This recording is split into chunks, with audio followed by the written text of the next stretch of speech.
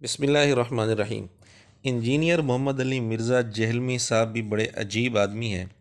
हदीस की तहकीक के हवाले से इनका कोई एक उसूल नहीं है।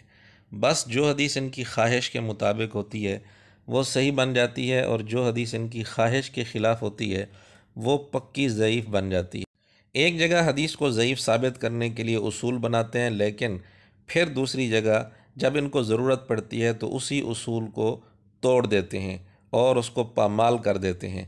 इसका एक नमूना हम आपके सामने पेश करना चाहते हैं। हज़रत इब्ने मसूद रज़ी अल्लाह तआला अन्हु की हदीस है तर्क रफ़अ दैन पर। चूँकि मिर्ज़ा जी की ख्वाहिश के मुताबिक नहीं थी, उनकी ख्वाहिश के ख़िलाफ़ थी, इसलिए उस हदीस को पक्की ज़ईफ़ हदीस साबित करने के लिए इंजीनियर साहब ने उस पर क्या एतराज़ किया, आप ख़ुद सुन लें। मसला नंबर 70B के अंदर अब हम इसको उसूल मुहद्दिसीन पर देखते हैं। बेसिक उसूल है मुहद्दिसीन का, जिसके तहत यह हदीस पक्की ज़ईफ है और आज तक इसका सुकम कोई दूर नहीं कर सका। और वो सुकम क्या है कि इस हदीस में सुफियान सौरी रहमतुल्लाह अलैह मुदल्लिस हैं और वो अन से रवायत कर रहे हैं। ने देख लिया कि इंजीनियर साहब इस हदीस को इस बुनियाद पर पक्की ज़ईफ़ कह रहे हैं कि सुफियान सौरी रहमतुल्लाह अलैह अन से रिवायत कर रहे हैं, समा की सराहत नहीं। और ये मुहद्दिसीन का बेसिक उसूल है कि ऐसी रिवायत पक्की ज़ईफ़ होती है।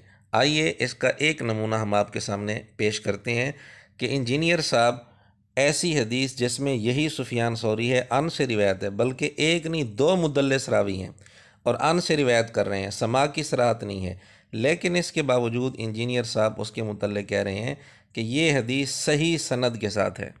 मजलिस नंबर 32 में तकरीबन शुरू में इंजीनियर साहब ने यह कहा कि मैं 5 हदीसें बयान करूँगा सही सनद के साथ। फिर उसके बाद तीसरे नंबर पर हदीस बयान की मुस्तदरक हाकिम से। पहले आप इंजीनियर साहब की गुफ्तगू सुन लें।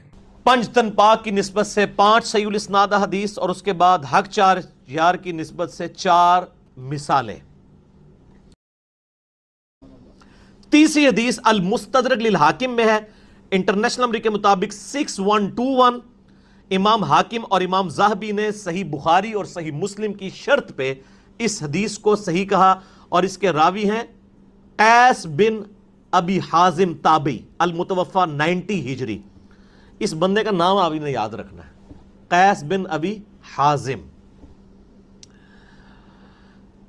ये हदीस मैं वर्ड बाई वर्ड आपको पढ़ के सुनाता हूं, इसकी लज्जत ही उस सूरत में है।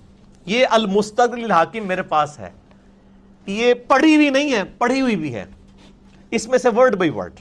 अल मुस्तदरिल हाकिम इंटरनेशनल नंबर है 6121। ये ब्रेलवियो ने शाया की है और इंटरनेशनल नंबरिंग के ऊपर की है। इसका पीडीएफ भी अवेलेबल है, हम जेपीजी इंशाल्लाह इसके अंदर डाल देंगे। कैस बिन अबी हाजिम कहते हैं कि मैं मदीना शरीफ में था, एक दफा का जिक्र है कि मैं बाजार में जा रहा था। मैं एक बाजार मदीना शरीफ का, जिसका नाम उन्होंने इसमें लिखा है अहजाज जियत, उस बाजार में था। मैंने देखा, नाज़रीन आपने देखा कितने एतमाद के साथ ये हदीस बयान कर रहा है और सही सनद कह कर ये बयान कर रहा है, और ये भी कह रहा है कि ये किताब मैंने पढ़ी हुई है, सिर्फ पढ़ी हुई नहीं है बल्कि पढ़ी हुई भी है। तो आइए हम देखते हैं इसकी सनद के अंदर कौन से रावी हैं। अब हमें अंदाज़ा भी हो जाएगा कि इंजीनियर साहब ने वाकई ये किताब ख़ुद पढ़ी है या सिर्फ उर्दू तर्जमे पर गुजारा किया है। ये आपके सामने मुस्तदरक हाकिम है, हदीस नंबर 6121। इसकी सनद पर आप गौर करें। इसकी सनद में सुफियान सौरी हैं और अन से रिवायत है, और इस्माइल बिन अबी खालिद रावी हैं और इनकी रिवायत भी अन से है। ये दोनों रावी मुदल्लिस हैं। सुफियान सौरी का मुदल्लिस होना तो आप इंजीनियर की ज़ुबानी सुन चुके हैं। इस्माइल बिन अबी खालिद का मुदल्लिस होना हम इंजीनियर के ही मुहद्दिस आज़म, उनके शेख, उनके उस्ताद हाफिज़ ज़ुबैर अली ज़ई साहब से साबित करते हैं। ये आपके सामने किताब है मक़ालात जिल्द दोम, सफ़ा 547 और 48। इसमें उन्वान आप देख रहे हैं इस्माइल बिन अबी खालिद की तदलीस। तो पूरी तफसील से उन्होंने साबित किया कि इस्माइल बिन अबी खालिद मुदल्लिस है, और इसके लिए हवाला भी नीचे दिया, महनामा अल हदीस शुमारा नंबर 33, सफ़ा 54 और 55।